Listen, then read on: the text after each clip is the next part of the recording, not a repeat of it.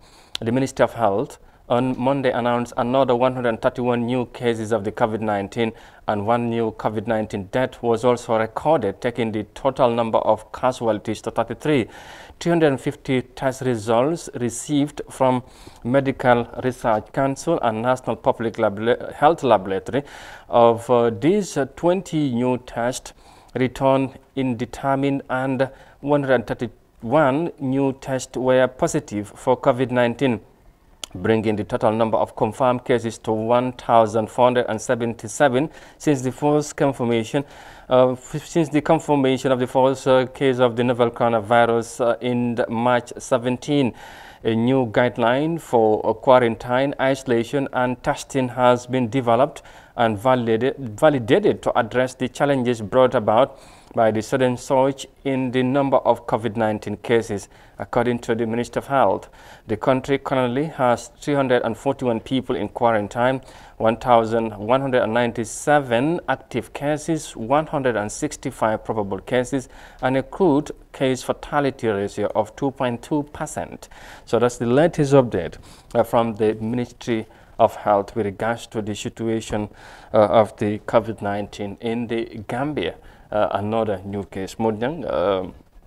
te tamit am nañ case yu bees yu ëpp téeméer 131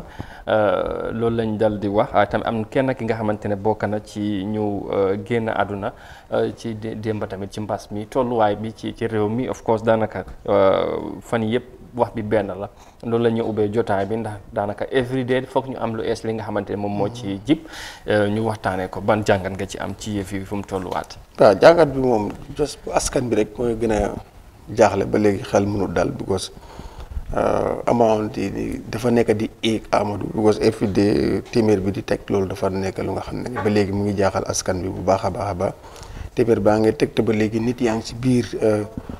hôtel si tam ñu ngi leen quarantine xam nga loolu tam beneen affaire la ba pare itam ñi ngay gis ne tam nombre li nga xam ne ñu ngi see ñàkk seen bakkan nombre boobu tam mu ngi gën a ñëw di yokka kon loolu dafa doy na jaaxle comme jaaxalu comme ni ñu ko doon waxee si gannaaw dangaa war xam nga ban façon ngi xel nga amee waaye xam naa ne tam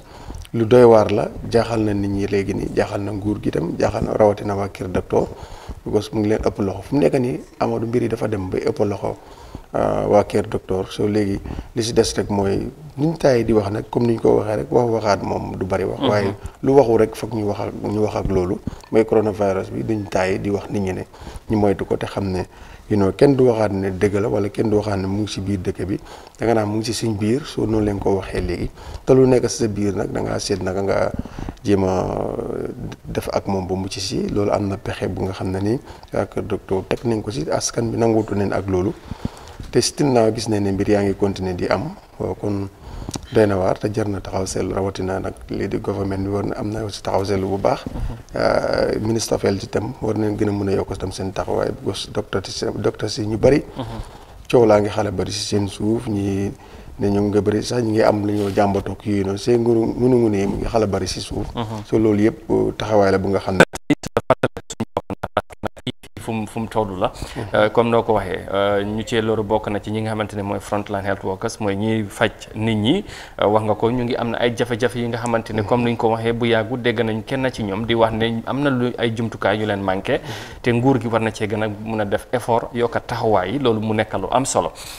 leneen tamit mooy ñi nga xamante ne mooy of course kilifa yi ñuy yore réew mi am na ñu ci mbas mi jàppoon bokk na ci vice président bi waaye moom tane na ci président bi xam naa ci kanam nañ ci ñëw ci loolu ba léegi ñu continuer di ñaax nit ñi faggandeku ci mbas mi foog naa loolu rek moom moo nekk li nga xamante ne mooy lu ñooy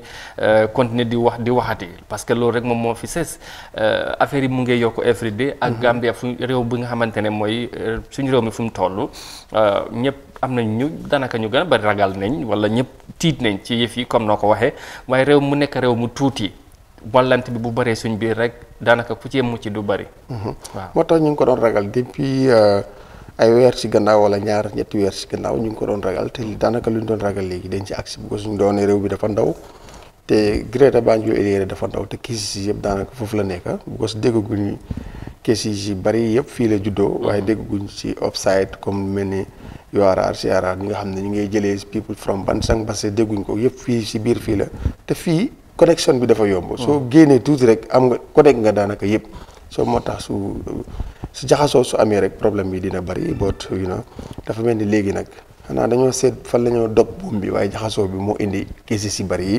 waaye itam affaire yi amoon foog mu ànd ak xel ak technique. ak calculate nga calcul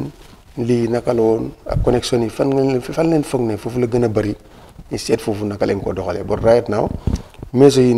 jël nañ ko mooy tëj neen bitig yi takkaloo nañ nit ñi masque te still now cases yi every day mu ngi gën a yokku kon nag borom xam-xam yi nga xam ne seen xam-xam dafa màcc si mbiri paj mi la wala si mbiri feebar bi right now foog mu am ñi seen xam-xam màcc parce que mbiri soo dundee ak moom ñeenti jàpp juróomi weer am na technique boo si war a am boo xam ne war nga xam ne exactly fan la lii di gën a juddoo fan la mu di gën a juddoo si yan position wala si yan point nga xam ne si lay gën a juddoo loolu jar na jàngat nguur gi war na dalal borom xam-xam yi wan la ñuy jàngat loolu si dee si ban buntu su ne lii de mais bi si ku dem exemple nga ne si bunti féeri bi mais bi mun na indi juru gi lu bëree bëri nga ne si bunti airport bi mun na ko indi lu bëree bëri waaye tam nga ne si dem ak ñëwee nit ñi si marché yeeg si something lu nekk yooyu ngay càmbar ñu fokk am na buntu bu nga xam ne moo gën a nekk di jur problème bi ñu moytu dajaloo ki ak yu mel noonu ba li nga xamante ne tamit mooy raxasul ay loxo ak yu mel noonu loolu mooy tolluwaay COVID-19 wala mbas mi ci biir réew mi comme ni ngeen ko déggi noonu ci report bi gannaaw loolu ñu wéy waaye ñu desandi ba léegi ci li nga xamante ne mooy ci affaire yi COVID-19 wala coronavirus.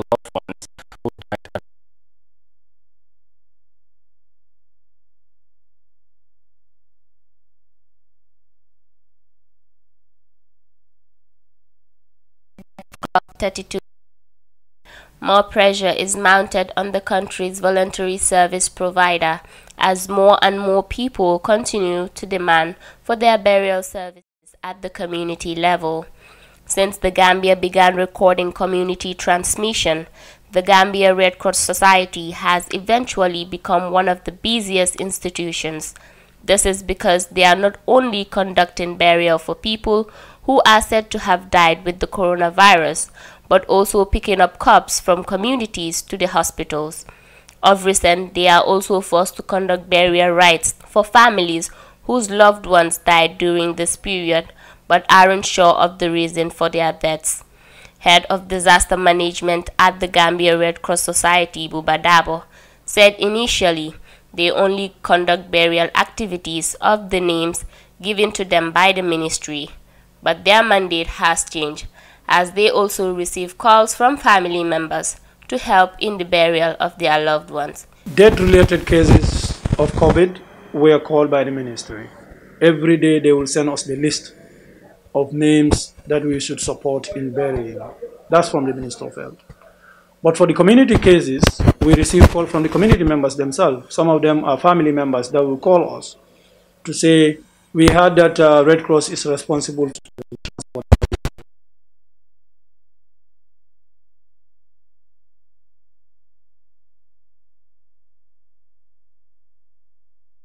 Add that it's COVID. Weeks now, we've had almost 56 days. And not all of them are COVID positive, as I said before. 19 or so, because we bury ahead of the results. Some of the results coming out now, some of those bodies are even buried already, but the test results are just coming out. So we bury some bodies before the test results are out. Their samples are collected, but the results are not out, and the family requested to bury their loved ones, and then we bury them through the SDB process. The disaster management boss said many people die of illnesses different from coronavirus, adding that people fear of being tested and eventually being moved into quarantine. It can be other related diseases because people fear not to go to the health facilities for some medical checkups because they think if you go to a health facility, you are checked up with COVID, you will be quarantined. People can die as a result of some of the communicable diseases, not even COVID. But it's the impact of COVID that is also escalating some of these other related diseases because people are not visiting the health facilities. He advised those in denial to take the virus seriously rather than wait to be consumed. The Gambia has since reported 32 COVID-related deaths and 1,346 positive cases. The total number of recoveries stand at 227. jërëjëf Fatmata with that report of course Rangbe Red Cross di jàppale nit ñi ci li nga xamante ne mooy ci seen ñi nga xamante ne seen ay mbokk ñu génn àdduna léegi ñu gis ne ñoom dañuy woo ñi nga xamante ne mooy Red Cross bi ñu jàppale leen ci jël seen niw yi yóbbu ko ci mortuaire bi ci Banjul moom comme ni ngeen ko déggee ci report bi xam naa nañ ci ñëwaat ci kanam tuuti ñu def ci jàngat dafa mel ni nit ñi xam nañoo ragal tuuti ci yëf yi waaye ñu wax ci njiiti réew mi léegi comme ni nga ko junjee woon ci ndorte bi ne moom mu ngi nekkoon self isolation te dafa mel ni loolu dal dina jeex